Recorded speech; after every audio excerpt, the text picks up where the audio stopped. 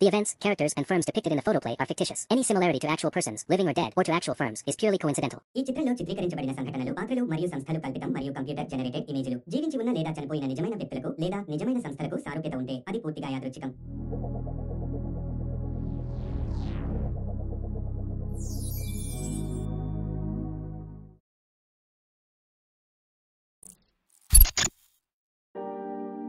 Colonizer and Conquer.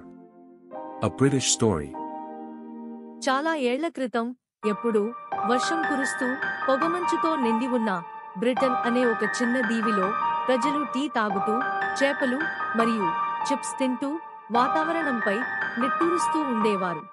ఒకరోజు ఎవరో అన్నాడు, ఈ దీవి చాలా చిన్నది, ఎప్పుడు ఈ మంచు వర్షం చూసి పోరుకుంది.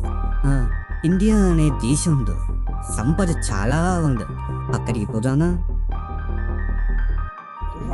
Super idea. ఓడల క్రేజ్. వారందరూ కలిసి పెద్ద పెద్ద కట్టెలతో ఓడలు కట్టారు.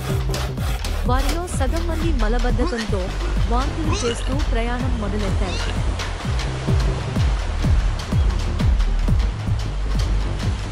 అలా ఎక్కడ దిగితే అక్కడ జెండా నాటేశారు.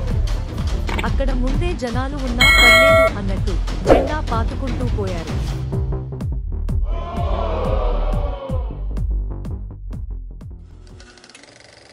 British rule book.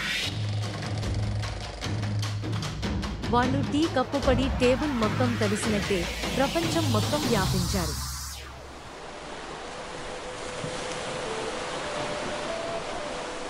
మొదటగా అమెరికా,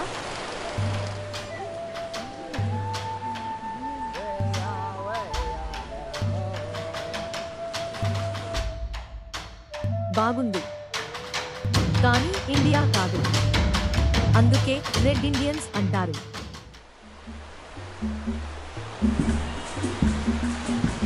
రెండవది ఆఫ్రికా,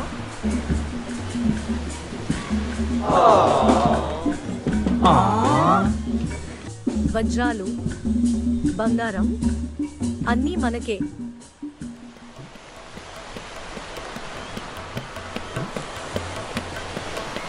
ఇక ఇండియా,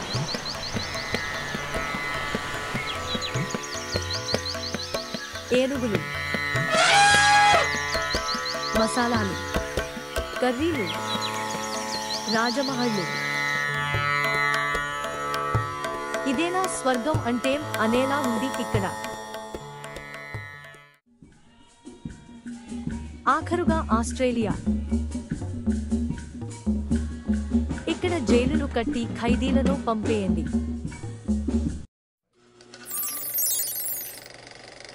ఇండియాకు వచ్చినప్పుడు, భారతదేశానికి వచ్చాక బ్రిటిష్ షాక్ అయ్యారు.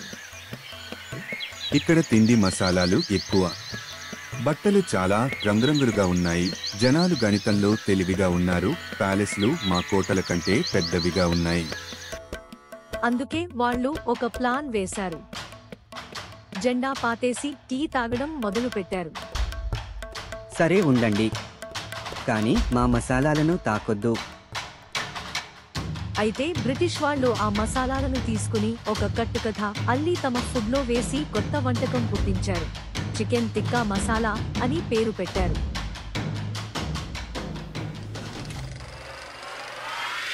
వాళ్ళ పాలన స్టైల్: 1. పెద్ద టోపీలు పెట్టుకోవడం. 2. గజిబిజి ఇంగ్లీష్ మాట్లాడటం. 3. లీటర్ల కొద్దీ చాయ్ తాగడం. 4. టాక్స్ వసూలు చేసి లండన్ కి పంపడం. అదే కాకుండా రైలు మార్గాలు వేశారు.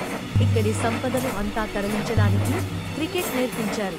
ఫుట్బాల్ ఆడితే చెమట పడుతుందని చివరికి ఇండియన్లకే టీ వ్యసనమయ్యేలా చేసేశారు. Exit time. 200 ఏళ్ల తర్వాత భారతీయులు చెప్పారు, రైలు, క్రికెట్ బాగుంది, కానీ మీ టాక్స్ మాకు వద్దు. ప్లీజ్ మీ గొడుగులు, బ్యాగులు తీసుకుని ఇక్కడ నుంచి వెళ్ళండి. అలా 1947లో బ్రిటిష్ వెళ్లిపోయారు. కానీ వెళ్లేటప్పుడు ఇక్కడ వదిలిపోయిన వారి భాష, వారి అలవాట్లు, కపట వేషధారణ ఇక్కడ పదిలం చేసి వెళ్లారు. అందుకే ఏ భాషలో చూసినా నేనున్నానంటూ తొంగి చూస్తుంది English. Moral of the story. British అంటే మన ఇంటికి టీ తాగడానికి వచ్చాం అని వచ్చి 200 ఏళ్లు ఉండి ఫర్నిచర్ మార్చేసి అన్నం తిని చివరికి అన్నీ లూటీ చేసి మళ్ళీ కలుద్దాం బై బై అని కపటధారి స్నేహితుల్లా వెళ్లిపోయారు.